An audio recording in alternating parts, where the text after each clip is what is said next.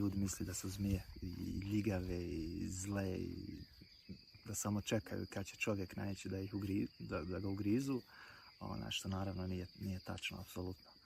Mi zalazimo u njihova područja, u njihov životni prostor, a zmija nas neće nikad napast ukoliko mi ne stanemo na nju ili ne pokušamo uloviti. To je samo vid samoodbrane. Uzet ćemo primjer poskoka, pošto ljudi njega najčešće i sreću i jedna od najrasprostranjenijih vrsta zmija u Bosni i Hercegovini. Ima nekoliko faza upozorenja, da tako kažem. U stvari, prva faza je da ostane potpuno miran, u nadi da ga nećemo primijetiti, da ćemo samo proći pored njega. Sljedeća faza je da će pokušati pobjeći.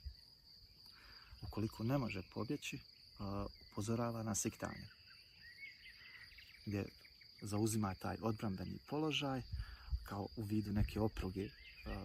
I tek zadnja faza, ako nastavimo prilaziti ili ga pokušamo uhvatiti, tek tada će pokušati da vas ugrize.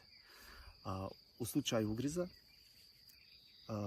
oni ne ispuštaju otrov uvijek.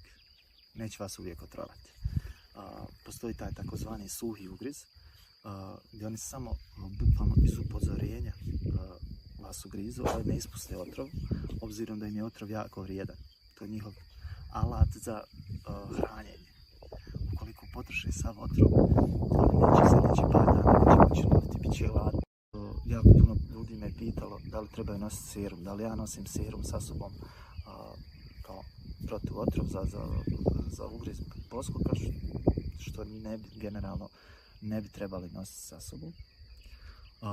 Jedan razlog je što serum se mora držati na određenoj temperaturi, na hladnom, to jest u frižideru, jako brzo se kvari.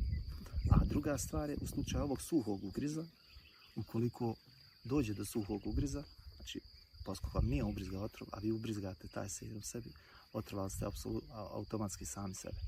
I može doći do anafilaktičkog šoka i možete bukvalno umrijeti za par sekundi.